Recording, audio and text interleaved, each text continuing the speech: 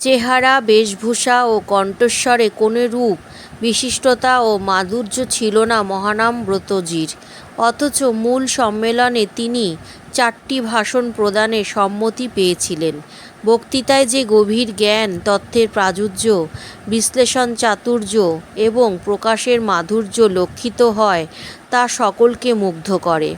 সম্মেলনের কর্তৃপক্ষ ও চিকাগো শহরের বিশিষ্ট ব্যক্তিবর্গ বিশেষভাবে প্রভাবিত হন। সহজেই তিনি বিশ্বের প্রতিনিধিবর্গের মধ্যে অন্যান্য সাধারণ বক্তা রূপে প্রতিষ্ঠা ও খ্যাতি লাভ করেন। চিকাগো শহরের গুণমুগ্ধ বিশিষ্ট ব্যক্তিগণের ও ধর্ম সম্মেলনের কর্তৃপক্ষের একান্ত ইচ্ছায় ও সমবেত প্রচেষ্টায় তার 3 মাসের ভিসা পরিবর্তন করে দীর্ঘদিন আমেরিকায় থাকার বন্দোবস্ত হয়।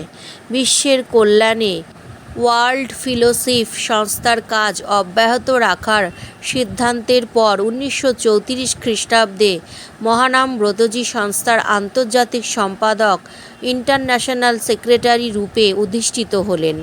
1936 খ্রিস্টাব্দে লন্ডন শহরে সংস্থার সেকেন্ড ইন্টারন্যাশনাল ফেলোশিপ অ্যাসেম্বলি অনুষ্ঠিত হয়। সেখানে আমেরিকা শাখার বিশিষ্ট প্রতিনিধিরূপে তিনি গুরুত্বপূর্ণ কয়েকটি ভাষণ দেন।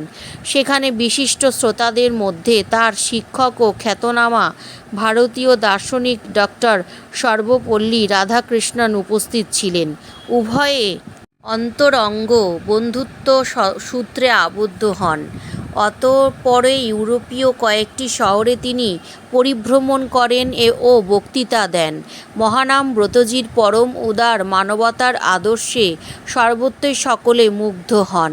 সংস্থার কাজের মধ্যে তিনি চিকাগো বিশ্ববিদ্যালয়ে ছাত্ররূপে পড়াশুনো করেন ও 1937 খ্রিস্টাব্দে আগস্ট সেশনে গৌড়ীয় বৈষ্ণব দর্শনে বিশেষ কর্তৃত্বপূর্ণ গবেষণা কার্য বৈষ্ণব বেদান্তের জন্য পিএইচডি ডিগ্রি লাভ করেন।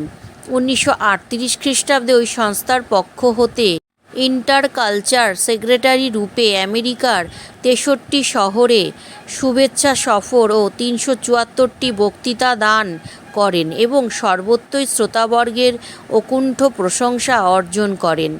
তিনি 29টি বিশ্ববিদ্যালয় ও মহাবিদ্যালয়ে অতিথি বক্তা গেস্ট লেকচারার রূপে ভাষণ দিয়েছেন।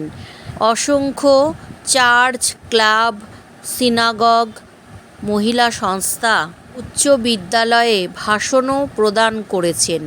বিশেষভাবে আমন্ত্রিত হয়ে তিনি কানাডার কয়েকটি শহরে ভাষণ দেন ও উচ্চ প্রশংসা লাভ করেন। এই রূপে 5 বছর 8 মাস কাল বক্তৃতা প্রদানে বিদেশিদের চিত্ত জয় করে 1939 খ্রিস্টাব্দে এপ্রিল মাসে ভারতে ফিরে আসেন। বিদেশে অবস্থানকালে তিনি হাতে তৈরি খদ্দরের বস্ত্রই পরিধান করেছেন এবং কোনরূপ নোট ছাড়াই সর্বত্র ভাষণ দিয়েছেন। জয় জগৎবন্ধু, জয় শ্রী গুরুদেব, জয় মহানাম ব্রতজির জয়।